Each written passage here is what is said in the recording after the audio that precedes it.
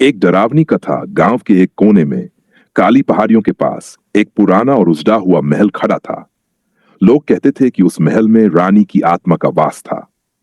ये रानी किसी समय बेहद खूबसूरत और रहस्यमयी थी, लेकिन उसके साथ हुई एक दुखद घटना ने उसकी जिंदगी को तबाह कर दिया था। रानी का श्राप। कहानी के अनुसार रानी को अपने पति से गहरा प्रेम था, लेकिन राजदरबार की साजिशों ने उनके रिश्ते को तोड़ दिया। एक रात महल में आग लगाई गई, जिसमें रानी और उसके पति की मौत हो गई। कहते हैं मरने से पहले रानी ने श्राप दिया कि जो भी इस महल में कदम रखेगा वह कभी सुरक्षित नहीं लौटेगा। डरावनी घटनाएं सालों तक वह महल वीरान पड़ा रहा। लेकिन एक दिन कुछ खजाने की तलाश में चार दोस्त उस महल में घुस गए। पहला संकेत, जैसे ही उन्होंने दरवाजा खोला, ठंडी हवा का झोंका आया और किसी महिला की सिसकियां सुनाई दी। दूसरा संकेत, महल की दीवारों पर खून से भरे हाथों के निशान उभर आए। तीसरा संकेत, उन दोस्तों में से एक ने कहा, यहां कोई है। तभी उसकी आंखें लाल हो गई और वह अजीब अजीब बातें करने लगा। रानी की प्रकटता रात के समय। दोस्तों ने एक छतरी वाले कमरे में छिपने की कोशिश की, लेकिन अचानक रानी सफेद साड़ी में प्रकट हुई। उसकी आंखों से आग और उसके बाल बिखरे हुए थे। उसने धीमी आवाज में कहा, तुमने मेरे महल को अपवित्र किया है, अब तुम्हारी बारी है। अंत उस रात सिर्फ एक दोस्त ही जिंदा बचा। वह किसी तरह भागने में सफल हुआ, लेकिन आज भी उसकी मानसिक स्थिति ठीक नहीं है। गांव वाले कहते हैं कि जो भी महल के पास जाता है उसे रानी की चीखें सुनाई देती हैं। क्या आप उस महल के अंदर जाने की हिम्मत करेंगे? आगे की दास्तान। महल से भागकर बचने वाला वह एकमात्र व्यक्ति था। गांव लौटने के बाद उसकी हालत बिगड़ने लगी। वह बार बार कहता, रानी अब भी मेरे पीछे है, वह मुझे नहीं छोड़ेगी। किसी को उसकी बात पर विश्वास नहीं हुआ, लेकिन एक साल बाद जो हुआ उसने पूरे गांव को हिला दिया। साल 1, रानी की पहली दस्तक। अजय के घर से अजीब घटनाएं शुरू हुई। आधी रात को दीवारों पर खून के निशान दिखते, बर्तन अपने आप खनकने लगते। अजय ने बताया कि हर रात रानी की परछाई उसके बिस्तर के पास खड़ी रहती है। गांव के पुजारी को बुलाया गया, लेकिन उनकी पूजा के दौरान अजय अचानक बेहोश हो गया। जब होश आया तो उसकी आवाज बदल चुकी थी। वह चीख कर बोला, मैं वापस आऊंगी। साल डर। अजय की रहस्यमय मौत के बाद गांव के लोगों ने महसूस किया कि रानी की आत्मा सिर्फ महल तक सीमित नहीं थी। गांव के कुएं से अजीब अजीब आवाजें आने लगीं। एक लड़की जो महल के करीब गई थी बिना वजह पागल हो गई। हर पूर्णिमा की रात गांव के पेड़ों पर सफेद साड़ी में एक महिला दिखाई देती। साल थी, रानी की असली पहचान। गांव के एक बूढ़े आदमी ने कहा, यह रानी साधारण आत्मा नहीं है, उसे चैन तभी मिलेगा जब उसका अधूरा काम पूरा होगा। गांव वालों ने महल के पुराने दस्तावेज खंगाले। वहां एक रहस्यमयी पन्ना मिला जिसमें लिखा था, रानी का बदला तभी पूरा होगा जब खून का यीनन उतारा जाएगा। साल जौर, रानी का संदेश।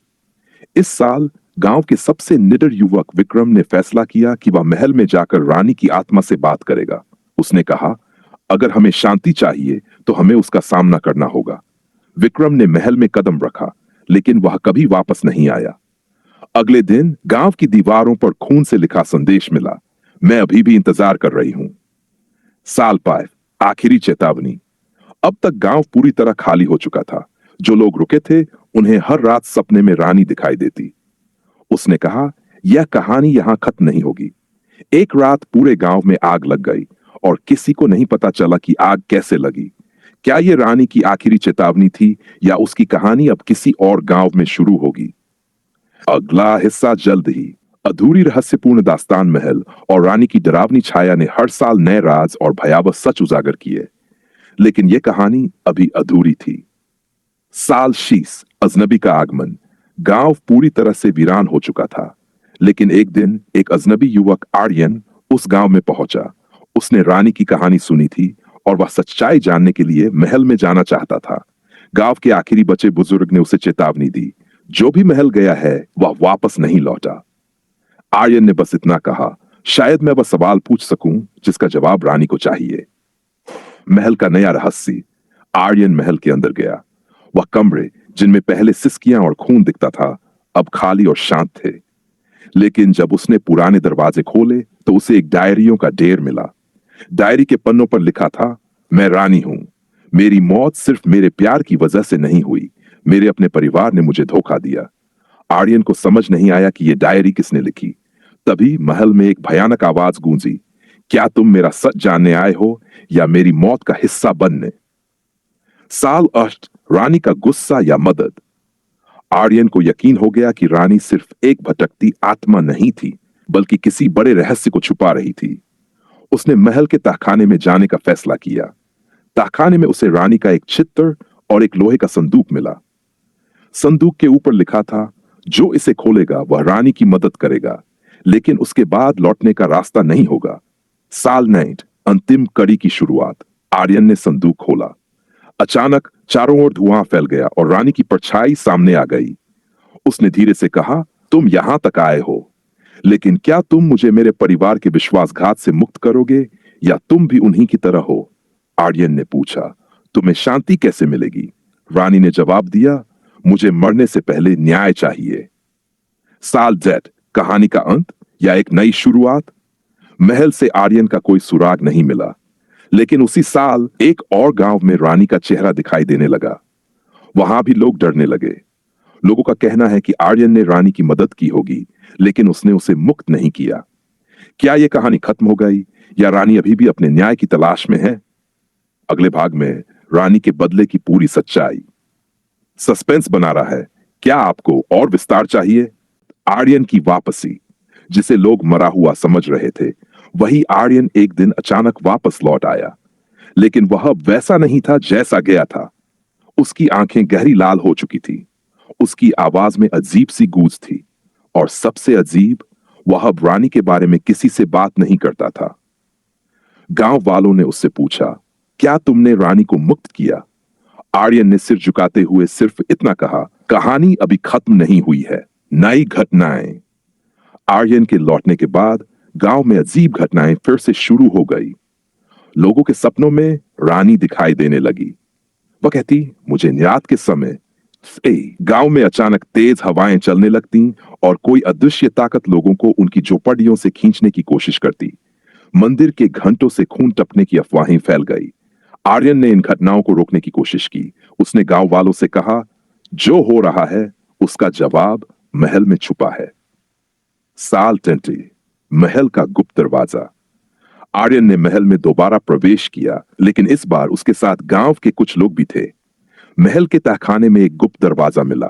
दरवाजे पर लिखा था, इस दरवाजे को खोलने वाला या तो सच्चाई देखेगा या खुद सच्चाई का हिस्सा बन जाएगा। डर के बावजूद आर्यन ने दरवाजा खोला। अंदर एक विशाल कमरा था, जिसमें सोने और खून से सने हथियार पड़े थे। साल छोड़, असली साजिश का खुलासा। कमरे में एक पुराना शिलालेख मिला, जिसमें लिखा था, रानी की मौत के पीछे उसके अपने परिवार का हाथ था। उन्होंने उसके पति को मारकर उसे धोखा दिया और महल को आग के हवाले कर दिया। रानी की आत्मा इस अन्याय के कारण भटक रही है। आर्यन समझ गया कि रानी को मुक्त करने का एकमात्र तरीका यह था कि उसके परिवार की आत्माओं को भी न्याय का सामना करना पड़े। साल अंतिम बलिदान ने महसूस किया कि रानी को मुक्त करने के लिए उसे अपना जीवन बलिदान करना पड़ेगा। उसने गांव वालों को बताया, रानी के परिवार की आत्माएं अब भी इस महल में कैद हैं। उन्हें जगाना होगा, लेकिन इसके लिए एक कीमत चुकानी पड़ेगी। उसने महल के सबसे गहरे कोने में जाकर एक पुराना मंत्र पढ़ा। अचानक पूरे महल में आग की लपटें उठीं। रानी की परछाई फिर प्रकट हुई, लेकिन इस बार वह शांत और संयमित दिखी। उसने आर्यन से कहा, तुमने मुझे मेरे दर्द से मुक्त किया, लेकिन क्या तुम जानते हो तुम्हारा यहां रुकना जरूरी है? आर्यन ने मुस्कुराते हुए कहा, अगर मेरी कुर्बानी से तुम्हें शांति मिलती है तो मैं तैयार हूं। साल जिस्त, रानी की मुक्ति या एक नई शुरुआत?